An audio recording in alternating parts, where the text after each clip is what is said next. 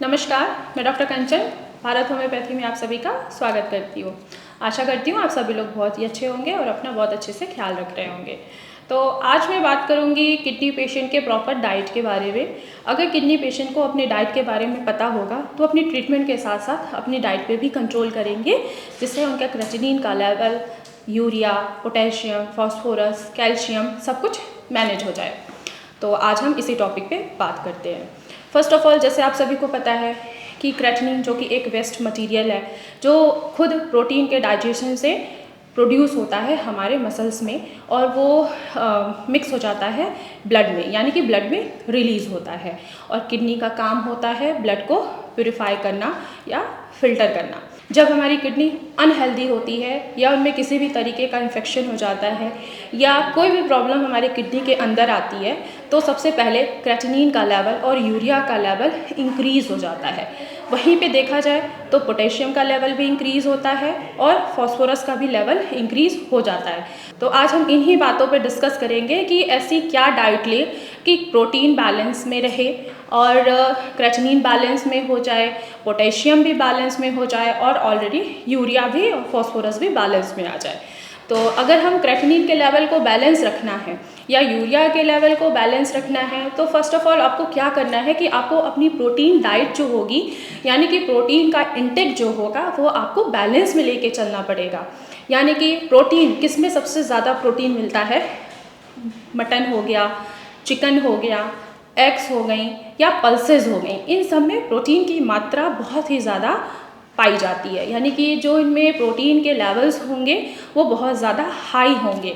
अगर हम high protein intake कर रहे हैं तो हमारा क्रेटिनिन का लेवल इंक्रीज़ होता रहेगा। तो हमें एग्स नहीं खाने हैं, मटन नहीं खाना है, इवन के फ़िश भी नहीं खाना है, चिकन नहीं खाना है, ये सारी चीज़ें नहीं खानी होती है। अगर हम फ़ैट की बात करें तो फ़ैट सबसे ज़्यादा मिल्क में मिलता है और सबसे ज़्यादा मिल्क अगर देखा जाए फ़ैट किस मिल्क में होता है, वो होता है बफेलो मिल्क। अगर हम बफेलो मिल्क लेंगे तो हमारा क्रेटिनिन का लेवल, यूरिया सब कुछ जो होगा वो फ्लक्चुएट होता जाएगा। तो हमें मिल्क अवॉइड करनी है। अगर मिल्क लेना चाहते हैं कुछ पेशेंट, क्योंकि ये बॉडी टू बॉडी वेरिएट करता है, तो मिल्क आप काऊ मिल्क भी ले सकते हैं, डबल टोन मिल्क ले सकते हैं आप। अगर आपको शुद्ध गाय का दूध अगर मिल रहा है तो आप केवल गाय का दूध भी ले सकते हैं। अब बात करते हैं कि अब अगर पोटेशियम के लेवल को हमें मेंटेन करना है तो हमें ऐसी क्या डाइट है जो नहीं लेनी है। जैसे कि कोकोनट वाटर, ये आपको इनटेक नहीं करना है। ज़मीन की जितनी भी नीचे चीज़ें होती हैं, जैसे कि आलू हो गया या गाजर हो गया या मूली हो गया, ये सारी चीज़ें हमारी ज़मीन के नीचे होती हैं, या लीफी वेजिटेबल्स हो गए, इनमें पोटेशियम के लेवल्स बहुत ज़्यादा होते हैं। अगर हम रेगुलर बेसिस पे पोटेशियम को ले रहे हैं, कोकोनट वाटर हो गया, कीवी हो गया, ये सारी चीज़ें अगर हम रेगुलर बेसिस पे ले रहे हैं किडनी पेशेंट, तो उनका पोटेशियम का लेवल इंक्रीज़ होगा। तो जैसे ही पोटेशियम का लेवल इंक्रीज़ होगा वैसे उनका क्रेटिनिन और यूरिया भी इंक्रीज़ हो जाएगा।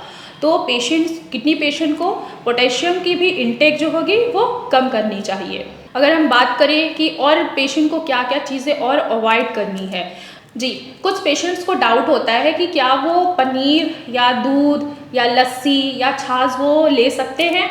तो मैं पेशेंट्स को बताना चाहूँगी कि जो भी पेशेंट सोचते हैं कि दही खाने से उनका क्रेटिनिन का लेवल नहीं बढ़ सकता है या छाछ लेने से क्रेटिनिन का लेवल नहीं बढ़ सकता है, तो अगर हम डेयरी प्रोडक्ट जैसे कि पनीर हो गया, छाछ हो गया, अगर ये चीज़ें हम रोज़ाना यूज़ कर रहे हैं तो जाहिर सी बात है कि उनके क्रेटिनिन का लेवल बढ़ेगा ही बढ़ेगा, क्योंकि ऑलरेडी हमारी किडनी की फंक्शनिंग जो है वो पूरी तरीके से डिस्टर्ब हो गई है। इसके बाद पेशेंट को क्या क्या चीज़ें हैं जो उनको खानी चाहिए, जैसे कि ज़मीन के ऊपर की चीज़ें, लौकी हो गया, लौकी खानी चाहिए, कद्दू हो गया, ये पेशेंट को खाना चाहिए। जितनी भी ज़मीन के ऊपर की चीज़ें हैं, चाहे वो गोभी क्यों ना हो, पत्ता गोभी भी खा सकते हैं पेशेंट, फूल गोभी भी खा सकते हैं, शिमला मिर्च, ये सारी चीज़ें अपने डाइट में वो शामिल कर सकते हैं।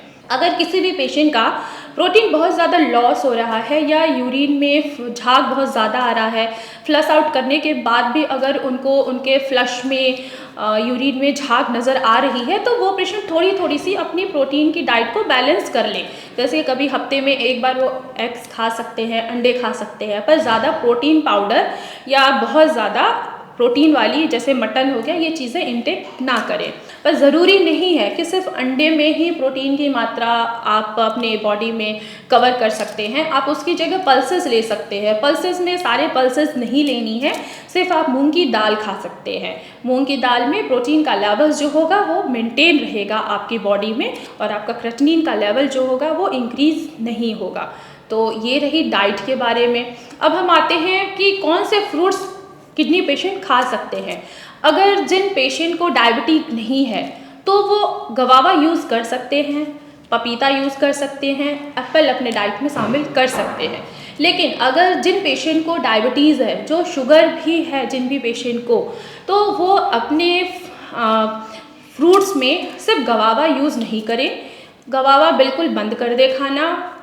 उनके लिए सिर्फ वो जामुन खा सकते हैं, एप्पल खा सकते हैं और वो पपाया भी खा सकते हैं। जैसे कुछ किडनी पेशेंट हैं वो एक्सरसाइज बहुत ज़्यादा करते हैं, तो मैं पेशेंट को ये कहना चाहूँगी कि एक्सरसाइज ज़्यादा ना करके वो योगा कर लें।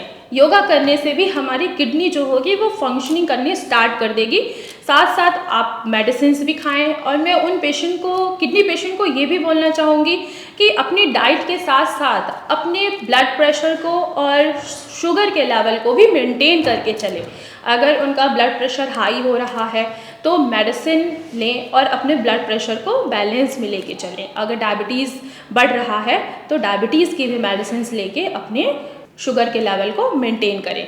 अगर ये हम सारी चीज़ें फॉलो करते हैं, किडनी पेशेंट अगर ये सारी चीज़ें फॉलो कर रहे हैं, तो उनकी किडनी फंक्शनिंग दोबारा करनी स्टार्ट कर देगी और उनका क्रेटिनिन का लेवल अगर बढ़ रहा है तो धीरे धीरे बैलेंस में आना स्टार्ट हो जाएगा। यूरिया जहाँ बढ़ रहा है वो भी बैलेंस में आना स्टार्ट हो जाएगा। पोटेशियम, फॉस्फोरस, कैल्शियम अगर इंक्रीज़ हो रहा है तो भी वो बैलेंस में आना स्टार्ट हो जाएगा। तो मैं अपने पेशेंट से ये कहना चाहती हूँ कि जो भी किडनी पेशेंट हैं वो अपने ट्रीटमेंट के साथ साथ डाइट पे भी फोकस करें, तो जाके उनकी किडनी पूरी अच्छी तरीके से फंक्शनिंग करनी स्टार्ट कर देगी। आज की वीडियो में बस इतना ही। फिर मिलूंगी मैं आपको नेक्स्ट वीडियो में। अगर कोई भी पेशेंट किडनी से सफ़र कर रहा है तो वो भारत होम्योपैथी में उसका स्वागत है। हमारी मेडिकल टीम है, आप उनसे ऑनलाइन कांटेक्ट करके ऑनलाइन मेडिसिन भी परचेज कर सकते हैं। अगर आपको ओपीडी में डायरेक्ट मुझसे मिलना है तो अपॉइंटमेंट फिक्स करा के ओपीडी में विज़िट कर सकते हैं।